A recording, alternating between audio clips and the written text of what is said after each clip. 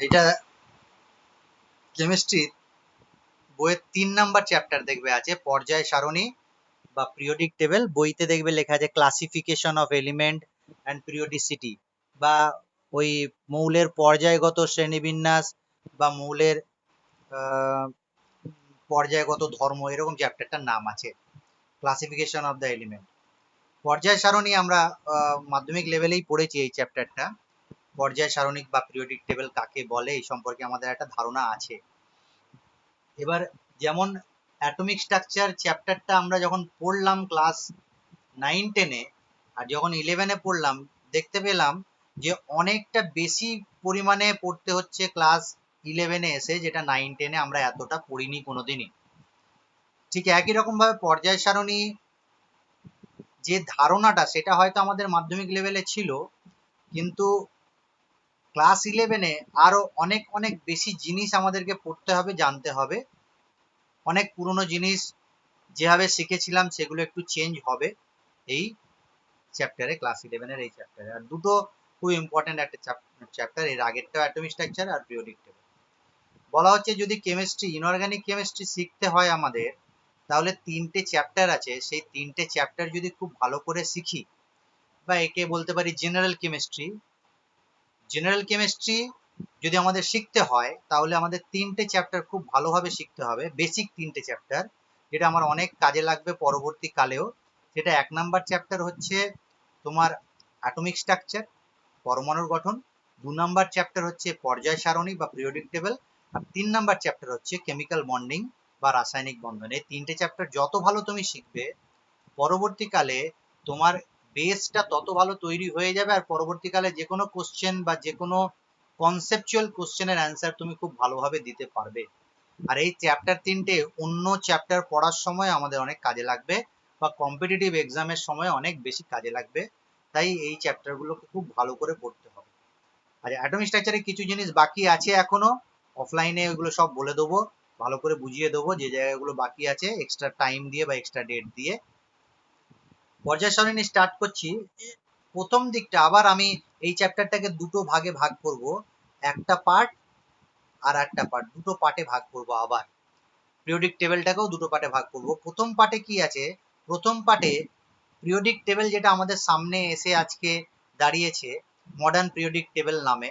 সেই modern periodic টেবিলটা আমাদের কাছে হঠাৎ করে আসেনি, দীর্ঘদিনের পরিশ্রম, বিজ্ঞানীদের পরিশ্রম। সেই বিজ্ঞানীদের পরিশ্রমের ফল হচ্ছে এই আজকের আধুনিক পর্যায় সারণী। এই আধুনিক পর্যায় সারণী আমাদের কাছে এলো কিভাবে? এইটার একটা হিস্ট্রি, শর্ট একটা হিস্ট্রি, ব্রিফ একটা হিস্ট্রি আছে। সেই হিস্ট্রিটা আমরা পড়বো পিরিয়ডিক টেবিলে প্রথম পার্টে। আর দ্বিতীয় পার্টে কি পড়বো? কিছু পর্যায়গত ধর্ম আছে, কিছু প্রপার্টি আছে, প্রপার্টি বা পিরিয়ডিক প্রপার্টি বলা হয়। পিরিয়ডিক প্রপার্টি যাকে বলা হয় বাংলায় পর্যায়গত ধর্ম। পর্যায়গত ধর্ম, সেই পর্যায়গত ধর্ম সম্পর্কে পড়বো সেকেন্ড পার্টে। প্রথম পার্টে আমরা পিরিয়ডিক টেবিলটাকে ভালো করে জানবো, কিভাবে পিরিয়ডিক টেবিল এলো। মডার্ন পিরিয়ডিক টেবিলটা হঠাৎ করে এলো না, এর আগেও অনেকগুলো পিরিয়ডিক টেবিল ছিল, সেখান থেকে এটা ধীরে ধীরে মডিফাই হয়ে এসছে। সেই পিরিয়ডিক টেবিল সম্পর্কে একটু আলোচনা হবে প্রথম পার্টটায়। আর দ্বিতীয় পার্টে কি হবে? পিরিয়ডিক প্রপার্টি নিয়ে আলোচনা হবে। তাহলে আমি এই প্রথম পার্টটা শুরু করছি আজকে। এটা গল্পের আকারে মনে রাখবে, রিডিং পড়বে, আমি নোট দেবো প্লাস বইতে, এগুলো রিডিং একবার পড়বে। কিছু কোশ্চেনও এখান থেকে ইম্পর্টেন্ট আছে, সেই কোশ্চেনগুলোও বলে দেবো, সেই কোশ্চেনগুলোকে রেডি করে নিতে হবে। আর কিছু হোমওয়ার্ক দেবো, সেই হোমওয়ার্কগুলোকেও করে নিতে হবে। আর আমি আগে বলেছি অ্যাটমিক, বলো। স্যার বলছি অ্যাটমিক স্ট্রাকচারের জন্য কত? তো গল্পের আকারে একটু মনে রাখতে হবে হিস্ট্রি অফ পিরিয়ডিক টেবিল। প্রথমে বলি আমি যে পর্যায় সারণী বা পিরিয়ডিক টেবিলের প্রয়োজন হলো কেন আমাদের। এতদিন পিরিয়ডিক টেবিল বা অনেক দিন আগে থেকে পরিশ্রম করে করে আজকে নতুন যে পিরিয়ডিক টেবিলটা পেয়েছি, মডার্ন পিরিয়ডিক টেবিলটা পেয়েছি, সেই মডার্ন পিরিয়ডিক টেবিলের তাৎপর্য কি, সিগনিফিকেন্স কি, কেন দরকার হলো? একদম শুরুতে, স্যার আপনার বোর্ডের ডেটে গেছে। হ্যাঁ একদম শুরুতে অষ্টাদশ শতকে, হ্যাঁ, যখন তোমার মৌলের সংখ্যা খুব কম ছিল, হাতে গোনা কিছু মৌল ছিল, তখন বেশি মৌল আবিষ্কার হয়নি। তখন সেই মৌলগুলোর ধর্ম বা সেই মৌলগুলো থেকে যে যৌগ তৈরি হয় তাদের রাসায়নিক ধর্ম, ভৌত ধর্ম ইত্যাদি জানা বা পড়া, অধ্যয়ন করা সুবিধা ছিল, সুযোগ সুবিধা ছিল বা ইজি ছিল। যেমন আমি তো একটা এক্সাম্পল দিয়ে বোঝাই, কেন তোমাদের স্কুলে বা কোনো টিউশনে, কোনো সেন্টারে খুব কম সংখ্যক ছাত্র আছে, যেন 10টা ছাত্র আছে বা 10টা স্টুডেন্ট আছে। সেই 10টা স্টুডেন্টের নাম, যেমন আমার এখন ভেবে নাও 10টা স্টুডেন্ট আছে, সেই 10টা স্টুডেন্টের নাম মনে রাখা, সেই স্টুডেন্টদের সম্পর্কে একটু জানা, যে কেমন স্বভাবের, কেমন চরিত্রের, কেমন পড়াশোনা করে, কেমন খেলাধুলা করে, কেমন গান আবৃত্তি করতে পারে, বা এইসব সম্পর্কে জানাটা কিন্তু সহজ। কিন্তু 10-এর বেশি যদি হয়, 10, 20, 30, 40, 100, 200 এরকম যদি সংখ্যায় হয়ে যায়, তাহলে প্রত্যেকটা স্টুডেন্টের নাম মনে রাখা, এমনকি তাদের নামটা মনে রাখাই কঠিন হয়ে যাবে। তাদের নাম মনে রাখা, তাদের পড়াশোনা কেমন করে, কেমন তাদের স্ট্রেংথ আছে, তাদের কি এক্সট্রা ট্যালেন্ট আছে, তারা কি কি আরো জানে পড়াশোনা ছাড়া, তাদের স্টেমিনা কত, কতক্ষণ পড়তে পারে, বা তাদের রেজাল্ট কেমন হয়, তারা ভালো স্টুডেন্ট না মন্দ স্টুডেন্ট না মাঝারি স্টুডেন্ট, সেগুলো কিন্তু জানা অত সহজ হবে না। ঠিক একই রকম ভাবে আমি মৌলগুলোর ক্ষেত্রেও যদি যাই, একটা মৌলের সংখ্যা যখন বাড়তে শুরু করে, 1 থেকে 2, 2 থেকে 10, 10 থেকে 100, 200 হয়, আজকে 118টা এসে পৌঁছেছে, তাহলে সেই 118টা মৌলের নাম, তারপরে সেই মৌলের নাম তো ঠিক আছে আমি জেনে নিলাম খুব কষ্ট করে হলেও, কিন্তু তাদের যে ধর্মগুলো আছে, ভৌত ধর্ম আর রাসায়নিক ধর্ম, সেই ধর্মগুলো পড়াশোনা করা, অধ্যয়ন করা, মনে রাখা অত ইজি নয়। তাই দীর্ঘদিন ধরেই কিছু বিজ্ঞানী, যখন অল্প সংখ্যক মৌল ছিল তখনও, আর এখন যখন অনেক মৌল হয়ে গেছে তখনও, মৌলগুলোকে সাজাবার চেষ্টা করেছে। বিভিন্ন বিজ্ঞানী কি করেছে, মৌলগুলোকে সাজাবার চেষ্টা করেছে, যাতে করে তাদের ধর্ম, রাসায়নিক ধর্ম, ভৌত ধর্ম অধ্যয়ন করা খুব সুবিধা হয়ে যায় বা সহজেই আমি মনে রাখতে পারি, সেই জন্য সাজাবার চেষ্টা করেছে। এই যে সাজাবার চেষ্টা বিভিন্ন বিজ্ঞানী করেছে, তাদের মধ্যে কয়েকটা বিজ্ঞানীর নাম খুব বেশি ভালোভাবে আমাদের মনে আছে বা আমরা খুব ভালোভাবে পড়বো। সেই বিজ্ঞানীগুলো মাধ্যমিক লেভেলেও কিছু নাম পড়েছি, আর সেই নামগুলি হয়তো রিপিট করবো আমি। যেমন একজন বিজ্ঞানী নাম হচ্ছে JW ডোবেরিনার। বিজ্ঞানীর নাম হচ্ছে ডোবেরিনার, নাম শুনেছি আশা করি। ডোবেরিনার। হ্যাঁ স্যার। আর একজনের নাম হচ্ছে ভেবে নাও নিউল্যান্ড। নিউল্যান্ড বলে একজন বিজ্ঞানী আছে। আচ্ছা, একজনের বিজ্ঞানীর নাম হচ্ছে সাকার তোয়া। একজনের বিজ্ঞানীর নাম হচ্ছে লোথার মেয়ার। লোথার মেয়ার। আচ্ছা, সবারই শেষে আরেকজনের বিজ্ঞানীর নাম হচ্ছে মেন্ডেলিভ। এগুলো সবারই নাম কিন্তু আমরা মাধ্যমিক লেভেল থেকেই শুনে আসছি। তার মধ্যে আমাদের সবচেয়ে বেশি মনে আছে কাদের, তাকে, এই মেন্ডেলিভকে মনে আছে। আমরা বলতে পারি যে পিরিয়ডিক টেবিল আর মেন্ডেলিভ কোথাও না কোথাও একসাথে জড়িত। পিরিয়ডিক টেবিলের কথা বললেই মেন্ডেলিভের কথা মনে পড়ে, আর মেন্ডেলিভের কথা বললেই পিরিয়ডিক টেবিলের কথা বলে। সেই মেন্ডেলিভ আজকে যে পিরিয়ডিক টেবিলটা পাচ্ছ, সেই পিরিয়ডিক টেবিলের এই বিজ্ঞানীগুলোর অবদান তো আছেই, অবশ্যই আছে, কিন্তু মেন্ডেলিভের একটা প্রচুর পরিমাণে অবদান রয়েছে পিরিয়ডিক টেবিলটা তৈরি করার পেছনে বা আমাদের সামনে যে পিরিয়ডিক টেবিলটা এসেছে। তো এই বিজ্ঞানীগুলো সম্পর্কে একটু আমরা জানবো, আর এই বিজ্ঞানীগুলো কি কি ভাবে মৌলগুলোকে সাজাবার চেষ্টা করেছিল সেটা একটু দেখে নেবো, আমরা জানিও। প্রথমে আসছি ডোবেরিনা। ডোবেরিনার মৌলগুলোকে সাজিয়েছিল, আর সে প্রায় 1817 খ্রিস্টাব্দে, এরকম ভাবে আনুমানিক 1817 খ্রিস্টাব্দে জার্মান একজন বিজ্ঞানী, নাম হচ্ছে জন ডোবেরিনার। জার্মান বিজ্ঞানী জন ডোবেরিনার মৌলগুলোকে সাজাবার জন্য একটা সূত্র দিয়েছিল। সেই সূত্রটার নাম কি মনে আছে তোমার? ত্রয়ী সূত্র। ভেরি গুড, ত্রয়ী সূত্র। ট্রায়াড রুল বলে একটা রুল আছে, সেই ত্রয়ী সূত্র ডোবেরিনার দিয়েছিল, বা জন ডোবেরিনার দিয়েছিলেন। ট্রায়াড রুল, ট্রায়াড রুলে কি বলা হয়েছিল আমার মাধ্যমিক লেভেলে পড়েছি, আর একবার বলে দিই আমি, শুনে নাও। জন ডোবেরিনার মৌলগুলোকে সাজিয়েছিল, ত্রয়ী সূত্র মানে তিনটে কোনো মৌলের কথা বলা হচ্ছে। তিনি বলেছিলেন যদি একই ধর্ম বিশিষ্ট বা রাসায়নিক ধর্মের সাদৃশ্য আছে, এই রকম যদি তিনটে মৌলকে আমি সাজাই, পরপর সাজাই, সাপোজ আমি বলছি একটা মৌল হচ্ছে লিথিয়াম, আচ্ছা, আর একটা মৌল হচ্ছে সোডিয়াম, আর একটা মৌল হচ্ছে পটাশিয়াম। এই তিনটে মৌলকে কি করেছি আমি পরপর সাজিয়েছি। এই তিনটে মৌলকে যখন সাজিয়েছি, জন ডবেরিনার বলছে একই ধর্মবিশিষ্ট মৌলগুলোকে যদি আমি পরপর সাজাই, তাহলে প্রথম মৌলটা আর শেষের মৌলটা মানে তৃতীয় মৌলটা, এই তিনটে দুটো মৌলের পারমাণবিক ওজনের বা পারমাণবিক গুরুত্বের যদি আমি গড় বের করি, অ্যাভারেজ বের করি, তাহলে কি হবে, মাঝের মৌলটার পারমাণবিক গুরুত্বের সাথে মিলে যাবে। মানে যদি আমি ডেটা দিয়ে বলি, যেন এর পারমাণবিক গুরুত্ব বা অ্যাটমিক ওয়েট 7, আচ্ছা, পটাশিয়ামের অ্যাটমিক ওয়েট কত, 39, আমি সংখ্যা লিখছি, ভগ্নাংশগুলো লিখছি না, পয়েন্ট দিয়ে লিখছি না, তাহলে এর 7, এর 39। তাহলে সোডিয়ামের কত হবে, যেহেতু সোডিয়াম এদের সাথে সাদৃশ্য বিশিষ্ট আর মাঝে আছে, তাহলে সোডিয়ামের হবে 7 plus 39 divided by 2, 7 plus 39 divided by 2, সেটা হবে 23 হবে। তাহলে এরকম ভাবে যদি আমি বেরিলিয়াম, ম্যাগনেসিয়াম আর ক্যালসিয়ামকে আমি সাজাই, তাহলে কি হবে, বেরিলিয়াম আর ক্যালসিয়াম এদের পারমাণবিক ওজন যা হবে, ম্যাগনেসিয়ামের কি হবে, এদের দুজনের মাঝখানে হবে। সাপোজ এর পারমাণবিক গুরুত্ব 9 আর এর পারমাণবিক গুরুত্ব হচ্ছে 40, তাহলে ম্যাগনেসিয়ামের কত হবে,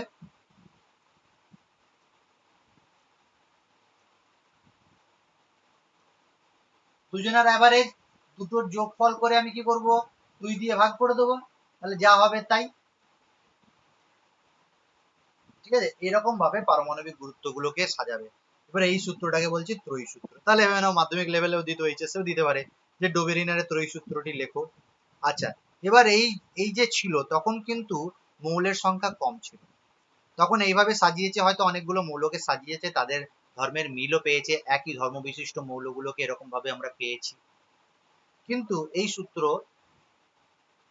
বাদ হয়ে যাবে বা বাতিল হয়ে যাবে। কেন বাতিল হয়ে যাবে, কারণ এই সূত্রটা শুধুমাত্র কয়েকটি মৌলের ক্ষেত্রেই প্রযোজ্য ছিল। ভারী মৌল যারা আছে, সেই ভারী মৌল বা ক্যালসিয়ামের পরবর্তী যে মৌলগুলো আছে, সেই মৌলগুলোর ক্ষেত্রে এই সূত্র আর প্রযোজ্য হচ্ছিল না। সেই জন্য কি হলো, এই সূত্রটা বাতিল হয়ে গেল। তাহলে এই মৌলের এই সূত্রের ত্রুটি আছে। কি ত্রুটি আছে, যে প্রায় সমস্ত মৌলগুলোর ক্ষেত্রে প্রযোজ্য নয়, কিছু ক্ষেত্রে প্রযোজ্য হলেও। আর একটা ত্রুটি কি, যে ভারী মৌল বা ক্যালসিয়ামের পরবর্তী যে মৌলগুলো আছে, সেই মৌলগুলির ক্ষেত্রে এই সূত্র বিশেষভাবে সহায়ক হয়ে ওঠেনি, সেই জন্য এটা বাতিল হয়ে গেল। তারপরে আরেকজন বিজ্ঞানী এলো, সেই বিজ্ঞানীর নাম হচ্ছে নিউল্যান্ড, নামটা বলেইছি আমি, নিউল্যান্ড। নিউল্যান্ড একটা সূত্র দিল, সেই সূত্র বা সেই সূত্র অনুযায়ী একটা মৌলকে সাজাবার পদ্ধতি শেখালো। সেই সূত্রটা বা সেই পদ্ধতিটা তোমাদের জানা আছে, নিউল্যান্ডের কি সূত্র ছিল, অষ্টক সূত্র। অষ্টক সূত্র। তাহলে মাধ্যমিক লেভেলে এগুলো সব আছে, তাই তো? হ্যাঁ স্যার। অষ্টক সূত্র, নিউল্যান্ডের অষ্টক সূত্র, এই সূত্রটা খুব ইন্টারেস্টিং একটা সূত্র। নিউল্যান্ড কি বললো, যেমন আমরা যারা মিউজিকের সাথে যুক্ত আছে বা মিউজিক সম্পর্কে কিছু ধারণা আছে, আর এই বেসিক নলেজটা সবারই আছে, যে মিউজিকের সারে গামা পাধা নিসা, এই যে সারে গামা পাধা নিসা একটা নির্দিষ্ট অন্তরে কি হচ্ছে, সা থেকে শুরু হয়ে পা ধা নি আবার সাতে আসছে। ঠিক নিউল্যান্ড কি বললো, যেভাবে এই সুরের রিপিটেশন হয়, সা থেকে শুরু করে আবার রিপিটেশন হয় নির্দিষ্ট অন্তরে গিয়ে, ঠিক এইরকম ভাবে যদি মৌলগুলোকে আমি সাজাতে শুরু করি তাদের পারমাণবিক গুরুত্ব অনুযায়ী, মনে রাখবে তখনও কিন্তু পারমাণবিক ভর বা পারমাণবিক গুরুত্বটাই বিশেষ ধর্ম মানে মেন ক্রাইটেরিয়া ছিল কোনো মৌলের সাজাবার পেছনে। কোনো মৌলকে সাজাবো কি হবে, পারমাণবিক ভর অনুযায়ী। কারণ কি, তখনও মৌলের পারমাণবিক সংখ্যা আবিষ্কার হয়নি, পারমাণবিক সংখ্যা তখন আবিষ্কার হয়নি। আর কি, নিউল্যান্ড যখন অষ্টক সূত্রটা দিয়েছিলেন, তখন নিষ্ক্রিয় গ্যাসও আবিষ্কার হয়নি, নিষ্ক্রিয় গ্যাস আবিষ্কার হয়নি। কি করলেন, মৌলগুলোকে পারমাণবিক গুরুত্ব অনুযায়ী সাজালেন। ভেবে নাও মৌল লিখলাম আমি এইদিকে, আর পারমাণবিক গুরুত্বগুলো আমি ব্যানার নিচে লিখলাম, বা পারমাণবিক ওজন। মৌলের কি নাম? Lithium, beryllium, boron, carbon, nitrogen, oxygen, fluorine. পরপর মৌলগুলোকে লিখেছি। পারমাণবিক গুরুত্ব কত? না, লিথিয়ামের 7, বেরিলিয়ামের 9.02 বা 9, বোরনের হচ্ছে 10.82 বা 10, কার্বনের হচ্ছে 12, নাইট্রোজেনের হচ্ছে 14, অক্সিজেনের হচ্ছে 16, ফ্লুরিনের হচ্ছে 19। মুখস্থ রাখতে হবে না, এরপরে আবার আছে লিথিয়ামের নিচে আছে বিভিন্ন সোডিয়াম। কি বললেন অষ্টক সূত্রে নিউল্যান্ড? নিউল্যান্ড বলছে যে পারমাণবিক গুরুত্ব অনুযায়ী যদি আমি সাজাই, 1 নাম্বার থেকে 8 নাম্বার যে মৌলটা আছে, সেই 8 নাম্বার মৌলটার সাথে প্রথম মৌলের ধর্মের মিল দেখা যাবে। অর্থাৎ আমি যদি লিথিয়াম থেকে শুরু করি, তাহলে যেহেতু অষ্টক সূত্র বলছি, অক্টেভ রুল বলছি, তাহলে lithium 1, beryllium 2, boron 3, carbon 4, nitrogen 5, oxygen 6, fluorine 7, আবার কি হলো সোডিয়াম 8। তাহলে সোডিয়ামের সাথে কার মিল থাকবে? লিথিয়ামের মিল থাকবে। এর পারমাণবিক গুরুত্ব হচ্ছে 23। ঠিক যে কোনো একটা মৌল ধরো, সাপোজ তুমি ধরলে বোরন, তাহলে বোরনের সাথে কার মিল থাকবে ধর্মের? বোরনের পর 8 নাম্বার মৌলে যাব, carbon, nitrogen, oxygen, fluorine, sodium, magnesium, aluminium. তাহলে কি হবে? বোরনের সাথে 8 নাম্বার মৌল অ্যালুমিনিয়ামের মিল থাকবে ধর্মের। এইটা পারমাণবিক গুরুত্ব অনুযায়ী যদি সাজাচ্ছি, তাহলে 23-এর পর পারমাণবিক গুরুত্ব হচ্ছে 24, 24-এর পর হচ্ছে 27, এগুলো সব পারমাণবিক ভর। এরকম ভাবে পরপর আছে। তাহলে 8 নাম্বার মৌলের সাথে প্রথম মৌল, যে কোনো মৌলের সাথে তার 8 নাম্বার মৌলের মিল থাকবে, সেই সূত্রটা দিলেন নিউল্যান্ড, নাম হলো অষ্টক সূত্র। বুঝতে পেরেছি অষ্টক সূত্র কি তাহলে? কিন্তু পরবর্তীকালে এই সূত্র বাতিল হয়ে গেল। কেন এই সূত্র বাতিল হয়ে গেল? যখন নিষ্ক্রিয় গ্যাস আবিষ্কার হলো, আগে তো বললাম কি নিষ্ক্রিয় গ্যাস আবিষ্কার হয়নি, তাহলে যখন নিষ্ক্রিয় গ্যাস আবিষ্কার হলো, তখন 8 নাম্বার এসে জায়গা পেল। মানে এখানে কি lithium, beryllium, boron, carbon, nitrogen, fluorine, ফ্লুরিনের পরে কে জায়গা পেল? নিয়ন। ফ্লুরিনের পরে কার পারমাণবিক গুরুত্ব? নিয়নের। তাহলে তুমি যদি বলো লিথিয়ামের সাথে নিয়নের ধর্মের কোনো মিল আছে? না স্যার। কোনো মিলই নেই। লিথিয়াম হচ্ছে একটা ধাতু, ক্ষার ধাতু, আর নিয়ন হচ্ছে একটা নিষ্ক্রিয় গ্যাস। এটা খুব বেশি রিঅ্যাক্টিভ, এটা একদমই রিঅ্যাক্টিভ নয়। তাহলে এই সূত্র বাতিল হয়ে গেল, বা অষ্টক সূত্র বাদ পড়ে গেল যখন তোমার নিষ্ক্রিয় গ্যাসগুলো আবিষ্কার হয়ে গেল তখন। এছাড়া এই অষ্টক সূত্র ভারী মৌল বা বেশি পারমাণবিক ওজন আছে এরকম মৌলগুলোর ক্ষেত্রেও প্রযোজ্য হলো না। তাহলে ওই সময় নিষ্ক্রিয় গ্যাস আবিষ্কার হয়নি, আবিষ্কার হওয়ার পর দেখা গেল যে 8 নাম্বার মৌলের সাথে প্রথম মৌলের কোনো মিলই নেই, তাহলে অক্টিভ রুল আর রইল না। এটা অক্টিভ রুল আর বলা যাবে না। এটা বলতে পারি যে 1-এর পর 9 নাম্বার মৌলের রিপিটেশন আছে, বা 9 নাম্বার মৌলের মিল আছে ধর্মের। যেহেতু অক্টিভ রুল বলে প্রযোজ্য ছিল, সেই রুলটার নাম ছিল, সেটা বাতিল হয়ে গেল। এরকম ভাবে আরো অনেক বিজ্ঞানী এসছে, সেই বিজ্ঞানীরা নিজের মতো করে সাজাবার চেষ্টা করেছে মৌলগুলোকে, দিনের পর দিন সাজাবার পর একটা জায়গায় পৌঁছেছে। তারপরে দেখা গেছে যে মৌলগুলো সাজাতে গিয়ে কোনো ভুল ত্রুটি থেকে যাচ্ছে, সেটা বাদ হয়েছে, দিয়ে আবার নতুন এসছে। এই সময় একজন বিজ্ঞানী, মানে পিরিয়ডিক টেবিলের সাথে যার নামটা খুব বেশি ভাবে জড়িত, সেই বিজ্ঞানী নাম হচ্ছে মেন্ডেলিভ। সেই মেন্ডেলিভও মৌলগুলোকে নিয়ে দিনের পর দিন রিসার্চ করছে, তাদের প্রপার্টি, তাদের ফিজিক্যাল প্রপার্টি, তাদের কেমিক্যাল প্রপার্টি, সেই যৌগগুলো, সেই মৌলগুলো থেকে যে যৌগ তৈরি হয়েছে সেই যৌগগুলোকে নিয়ে রিসার্চ করতে করতে একটা পর্যায় সারণী তৈরি করলেন, বা পিরিয়ডিক টেবিল তৈরি করলেন, আর একটা সূত্র দিলেন যেটা মেন্ডেলিফের পর্যায় সারণী সূত্র নামে পরিচিত। মেন্ডেলিফের পিরিয়ডিক টেবিল বা পিরিয়ডিক ল, মেন্ডেলিভস পিরিয়ডিক ল। এইটা মাধ্যমিক লেভেলেও আমরা পড়েছি। দেখি বলতে পারো কিনা মেন্ডেলিভের পর্যায় সারণী সূত্রটা কি ছিল? বলো দেখি মেন্ডেলিভের পর্যায় সারণী সূত্র। মনে আছে যে মেন্ডেলিভের যে পর্যায় সারণী দিয়েছিল, সেই পর্যায়গত ধর্ম বা পিরিয়ডিক ল যেটা ছিল, সেখানে ছিল মৌলসমূহের ভৌত ও রাসায়নিক ধর্ম মৌলগুলির পারমাণবিক গুরুত্ব বৃদ্ধির সঙ্গে সঙ্গে পর্যায়ক্রমে পুনরাবৃত্তি হয়। এই যে পর্যায়ক্রমে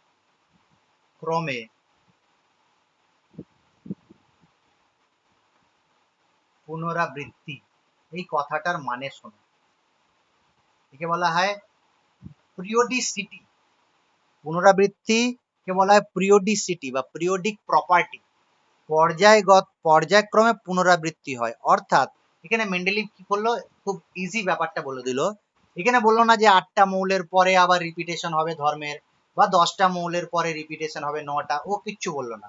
ও বললো যদি তুমি মৌলগুলোকে সাজাতে শুরু করো, তাদের পারমাণবিক গুরুত্ব অনুযায়ী সাজাতে শুরু করো, একটা নির্দিষ্ট পারমাণবিক গুরুত্বের পরে, বললো না যে 8 নাম্বার মৌল না 9 নাম্বার মৌল, বললো নির্দিষ্ট পারমাণবিক গুরুত্বের অন্তরে অন্তরে পর্যায়ক্রমে, এই যে এগুলোকে বলা হয় পর্যায়, পরপর গুলোকে এই লাইনটা, এরপরে আরেকটা লাইন, আবার একটা লাইন, এগুলোকে বলা হয় পর্যায়। তাহলে পর্যায়গত পুনরাবৃত্তি হবে পর্যায়ক্রমে। তার মানে এবার ও বলেই দিল পরপর। তাহলে তুমি ভেবে নাও, বেরিলিয়াম থেকে শুরু করলে, বেরিলিয়াম থেকে পারমাণবিক গুরুত্ব বাড়তে বাড়তে বাড়তে বাড়তে গেলে দেখলে আবার সোডিয়ামের পরে আবার ম্যাগনেসিয়াম এলো, ম্যাগনেসিয়ামের সাথে বেরিলিয়ামে মিল হয়ে গেল। কেন, কার্বন থেকে বাড়তে বাড়তে গেল, 1 2 3 4 করে বাড়তে বাড়তে গেল, কার্বনের পর সিলিকন এলো, সিলিকনের সাথে ধর্মের মিল পাওয়া গেল। তাহলে এইটা আরো অনেক ভালো বলতে পারি লটা, যে ও বললো না যে 8টা মৌলের পর বা 7টা মৌলের পর, ও বললো পর্যায়ক্রমে ভৌত ও রাসায়নিক ধর্ম পুনরাবৃত্তি হবে, অর্থাৎ রিপিটেশন হবে। মৌলগুলোকে পারমাণবিক গুরুত্ব অনুযায়ী যদি সাজাই, তাহলে মৌলগুলোর ধর্ম এক মৌল থেকে অপর মৌলতে নিয়মিতভাবে পরিবর্তিত হতে থাকবে, কিন্তু একটা নির্দিষ্ট সংখ্যার ব্যবধানে।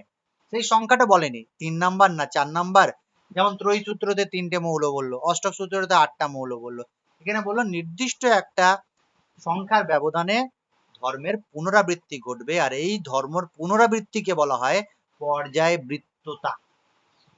কি বলা হয়? পর্যায়বৃত্ততা,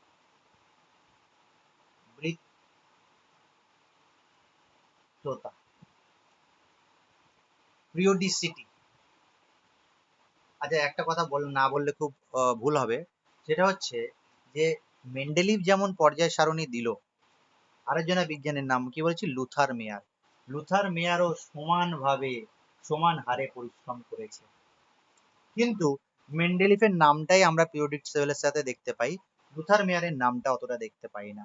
কারণ কি, মেন্ডেলিফ আগে পর্যায় সারণী তৈরি করে পাবলিশ করে দিয়েছিল, মানে প্রকাশ করে দিয়েছিল, সামনে এনে দিয়েছিল, সেই জন্য তার নামের সাথেই জড়িত। তার মানে তোমার কাজ তো করেই ছিলেন, প্লাস তার মধ্যে তাড়াতাড়ি করে সেটাকে পাবলিশও করে দিয়েছিলেন। আর একটা জিনিস, মেন্ডেলিভ ভৌত ও রাসায়নিক দুটো ধর্ম নিয়েই সমানভাবে কাজ করেছিলেন। লুথার মেয়ার কিন্তু শুধু বেশিরভাগ বলতে পারি ফিজিক্যাল প্রপার্টি বা ভৌত ধর্ম নিয়ে কাজ করেছিলেন। এবার আসছি মেন্ডেলিভের পর্যায় সারণী সম্পর্কে একটু ডিটেলসে জানা, এটা মাধ্যমিক লেভেলে পড়েছো, কিন্তু একটু আরো ডিটেলসে জানবো আমরা। যেমন মেন্ডেলিভের পর্যায় সারণীতে কটা পর্যায় ছিল আর কটা শ্রেণী ছিল। তার আগে পর্যায় কাকে বলে আর শ্রেণী কাকে বলে একটু জেনে নিই। এটা কিন্তু পরীক্ষায় দেবে না যে পর্যায় কাকে বলে, শ্রেণী কাকে বলে বা সারণী কাকে বলে, এটা পরীক্ষায় দেবে না, কিন্তু জানা দরকার শ্রেণী বা সারণী। পর্যায় কাকে বলে, দেখবে যে কোনো পিরিয়ডিক টেবিল যদি বাড়ির কাছে, মানে তোমাদের হাতের কাছে বইটা থাকে, তাহলে বইটা খুলে দেখো একটু, হ্যাঁ, দেখবে এরকম কিছু আনুভূমিক রেখা আছে বা আনুভূমিক এরকম ভাবে বক্স আছে, আর কিছু এরকম হরাইজেন্টাল, এটা ভুল বলছি, হরাইজেন্টাল, আর কিছু ভার্টিক্যাল উলম্ব কিছু রেখা আছে, এরকম বইতে পাবো। এই হরাইজেন্টাল লাইনগুলোকে বলা হয় পর্যায় বা পিরিয়ড, আর এইগুলোকে বলা হয়, কালামগুলোকে বা ভার্টিক্যাল লাইনগুলোকে বলা হয় শ্রেণী বা গ্রুপ। ঠিক আছে, তার পর্যায় কাকে বলে, শ্রেণী কাকে বলে জানলাম। এবার মেন্ডেলিফের যে পর্যায় সারণী ছিল, সেই মেন্ডেলিফের পর্যায় সারণীতে কটা পর্যায় কটা সারণী ছিল, কটা শ্রেণী ছিল মনে আছে? স্যার 7টি পর্যায় ছিল আর 8টি সারণী। কটা মনে করে বলো। স্যার 9টি শ্রেণী। 7টা পর্যায় এবং 9টি শ্রেণী, একদম ঠিক। পরীক্ষায় যদি কোশ্চেন দেয় তাহলে 7টি পর্যায় আর 9টি শ্রেণী, ফুল মার্কস পাবে। কিন্তু আমি একটু তোমাদেরকে এক্সট্রা ইনফরমেশন দিচ্ছি, সেটা শুধু জেনে রাখো, পরীক্ষায় কোথাও লিখবে না, খাতায় কোথাও লিখবে না, এই ইনফরমেশনটা শুধু জেনে রাখো। অ্যাকচুয়াল যে পিরিয়ডিক টেবিল ছিল মেন্ডেলিফের, সেটাতে ছিল 12টা পর্যায়। কি বললাম? 12টা পিরিয়ড ছিল অ্যাকচুয়াল মেন্ডেলিভ যে পর্যায় সারণী তৈরি করেছিলেন, আর শ্রেণী ছিল 8টি। কি ছিল? এটা অ্যাকচুয়াল, এটা বইতে কোথাও পাবে না, ঠিক আছে? মেন্ডেলিভ যে পর্যায় সারণী তৈরি করেছিল সেটা 12টা পর্যায় ছিল আর শ্রেণী ছিল 8টি। কিন্তু আমরা যেটা পাই, যেটা আমরা বইতে দেখতে পাই বা খাতায় দেখতে পাই বা কোনো জায়গায় দেখতে পাই, সেটা 7টা পর্যায়ে পাই আর 9টা শ্রেণী পাই। এটা মডিফাই পিরিয়ডিক টেবিল, মেন্ডেলিভের সংশোধনীয় পিরিয়ডিক টেবিল, কিন্তু সেটা মেন্ডেলিভ পিরিয়ডিক টেবিল নামেই পরিচিত। কি বললাম বুঝলে? পরীক্ষায় যদি তোমাকে কোশ্চেন দেয় কটা পর্যায় কটা শ্রেণী, 7টা পর্যায় 9টা শ্রেণী, মেন্ডেলিভেরই। কিন্তু বাস্তবে যে মানে অ্যাকচুয়াল যে মেন্ডেলিভ বানিয়েছিল সেটা একটু ইনফরমেশন তোমাকে দিলাম, এটা জেনে রাখো, অনেকজনাই জানে না ব্যাপারটা। আচ্ছা, আর একটা জিনিস, এই যে পর্যায়গুলো ছিল, এই যে 1 2 3, এগুলোকে নাম দেওয়া ছিল 1 2 3 4 5 6 7, নর্মাল নাম্বারিং যেমন হয়। আর এই যে শ্রেণীটা ছিল, এটা রোমান হরফে লেখা হতো 1 2 3, রোমান হরফে ডট ডট ডট ডট করে 8 পর্যন্ত ছিল। আর 9 নম্বরটা কি ছিল? শূন্য শ্রেণী ছিল। অ্যাকচুয়ালি মেন্ডেলিভ যে পিরিয়ডিক টেবিলটা তৈরি করেছিল সেখানে কোনো শূন্য শ্রেণী ছিল না, কিন্তু তুমি বইতে যেটা দেখতে পাচ্ছ চোখের সামনে, বইটা খুললে যেটা দেখতে পাচ্ছ, সেটা মেন্ডেলিভের সংশোধনীয় পিরিয়ডিক টেবিল, মেন্ডেলিভের মডিফাই করেছে, সেটাকে কিন্তু মেন্ডেলিভ পিরিয়ডিক টেবিলই বলা হয় এখনো। তাহলে শূন্য শ্রেণী পর্যন্ত ছিল, ঠিক আছে? এগুলো কিন্তু পরীক্ষা কোশ্চেন থাকে, কটি পর্যায় কটি শ্রেণী, সেই পর্যায় শ্রেণীগুলো কি নাম আছে, ঠিক আছে? এবার দেখো মেন্ডেলিভের যে শ্রেণীগুলো ছিল, এই যে ভার্টিক্যাল লাইনগুলো ছিল, যে 1, তারপরে 2, তারপরে 3 4, এরকম করে এই প্রত্যেকটা মৌলে প্রত্যেকটা শ্রেণীতে একটা করে মৌল থাকে। 8 নাম্বার যে শ্রেণীটা থাকে, তুমি দেখো 8 নাম্বার শ্রেণীতে 3টে করে মৌল আছে, 3টে করে মৌল আছে, আছে না? হাতের কাছে বইটা যদি থাকে, 3টে করে মৌল আছে, আর এই প্রত্যেকটা পর্যায়ে একটু ভাগ আছে। আচ্ছা, আর একটা জিনিস, এই ইনফরমেশনটা জেনে নাও, এগুলো সব মনে রাখবে, শুধু একবার রিডিং পড়বে, জাস্ট একবার রিডিং পড়বে, যে জায়গাগুলো কোশ্চেন হবে সেই কোশ্চেনগুলো মুখস্থ করবে, বুঝেই মুখস্থ করবে, তাহলে রিডিং পড়ে নিলেই হবে। উপশ্রেণী, সাবগ্রুপ, মেন্ডেলিফের অ্যাকচুয়ালি যে পর্যায় সারণী ছিল, আবার এটা অ্যাকচুয়ালটা বলছি, এটা কিন্তু খাতায় লিখবে না কোথাও, মানে পরীক্ষায় লিখবে না কোথাও। মেন্ডেলিফের কোনো সাবগ্রুপ বা উপশ্রেণী ছিল না, কিন্তু তোমাকে পরীক্ষায় যদি দেয় কোনো উপশ্রেণী আছে কিনা, বলবে হ্যাঁ ছিল বা হ্যাঁ আছে। সেটা কি? দুটো উপশ্রেণী আছে, দুটো সাবগ্রুপ, একটা হচ্ছে এ, একটা হচ্ছে বি। 1 থেকে 7 পর্যন্ত, 1 to 7, মেন্ডেলিফের 1 থেকে 7 পর্যন্ত যে শ্রেণীগুলো ছিল সেটা দুটো উপশ্রেণীতে ভাগ ছিল, এ আর বি। অর্থাৎ 1A, 1B, 2A, 3A, dot dot dot dot কত ছিল? 7A। আবার 1B, 2B, 3B, dot dot dot dot 7B। 8 নম্বরে কোনো ভাগ ছিল না, উপশ্রেণী কোনো ভাগ নেই। কি বললাম? 8 নম্বরের কোনো উপশ্রেণী ভাগ নেই, 8 শুধু 8 আছে। বাকিগুলো কি? 1A, 2A, 1A, 2A, 3A, 4A, 5A, 6A, 7A, ঠিক একই রকম ভাবে 1B, 2B, 3B, 4B, 7B, এগুলো দেখতে পাচ্ছি বইতে। হ্যাঁ স্যার। স্যার এই মেন্ডেলের পর্যায়টা মুখস্থ করতে হবে? মুখস্থ করতে হবে না, ঠিক আছে? মুখস্থ করতে হবে না, হ্যাঁ স্যার। শুধু একটু জেনে নাও, শুধু রিডিং পড়ে নাও, ঠিক আছে। এবার আসছি আমরা, এই যে দেখবে উপশ্রেণীগুলোতে যেমন মৌল আছে, যেমন 1A তে যে মৌলগুলো আছে সেগুলো দেখবে লিথিয়াম আছে, সোডিয়াম আছে, পটাশিয়াম, রুবিডিয়াম, সিজিয়াম, দেখো এগুলো আছে, এগুলো দেখে নাও একটু। লিথিয়াম, সোডিয়াম আছে তো, পটাশিয়াম, সিজিয়াম, রুবিডিয়াম, সিজিয়াম, পাচ্ছি দেখতে, বইতে দেখতে বলছি। হ্যাঁ স্যার। আর দেখবে 1B তে যে মৌলগুলো আছে বা হ্যাঁ 1B তে এবার কপার আছে, সিলভার আছে, এগুলো আছে, কপার, সিলভার, গোল্ড আছে না?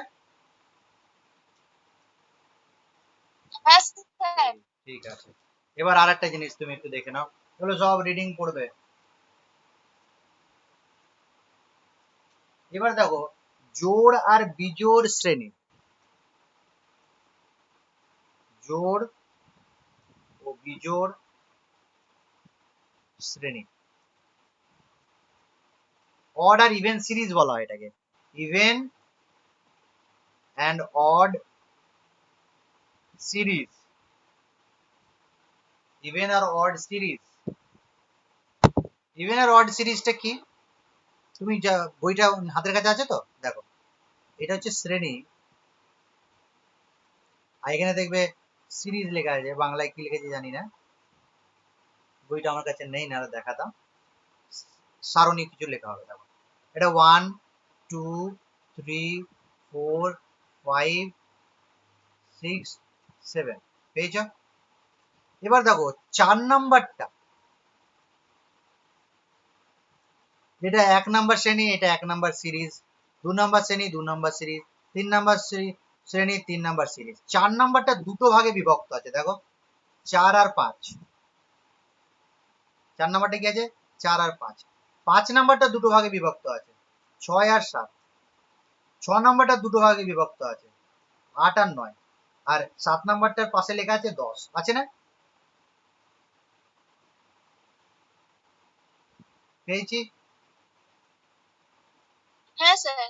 আচ্ছা, এই 4 5 আর 6 এই শ্রেণীটা দুটো ভাগে বিভক্ত, চারটা ভাগ আছে, 4 নম্বর শ্রেণীটা ভাগ আছে 4 5, 5 নম্বর শ্রেণীটা ভাগ আছে 6 7, 6 নম্বর শ্রেণীটা ভাগ আছে 8 9, তার মধ্যে এই 4, এই 6 আর এই 8 একে বলা হয় জোড় শ্রেণী বা ইভেন সিরিজ।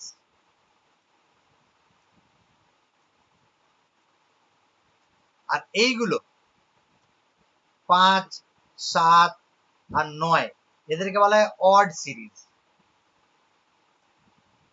শুধু জানা কাকে অড সিরিজ বলে, কাকে ইভেন সিরিজ বলে, খুব জোর, তুমি যদি মনে রাখতে চাও তাহলে ইভেন সিরিজে দুটো মৌলের নাম দেখে নেবে আর অড সিরিজে দুটো মৌলের নাম দেখে নেবে।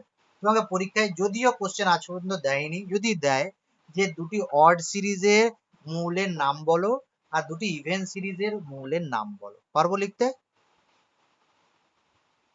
হ্যাঁ স্যার। একবার দেখে নেবে, জাস্ট আন্ডারলাইন করে রেখে দাও। তাহলে এখান পর্যন্ত যা পড়ালাম একবার রিভিশন করে নেবে, রিডিং পড়ে নেবে, ঠিক আছে। আচ্ছা আমি এবার, যেহেতু টাইম কম আছে আমাদের কাছে, আমি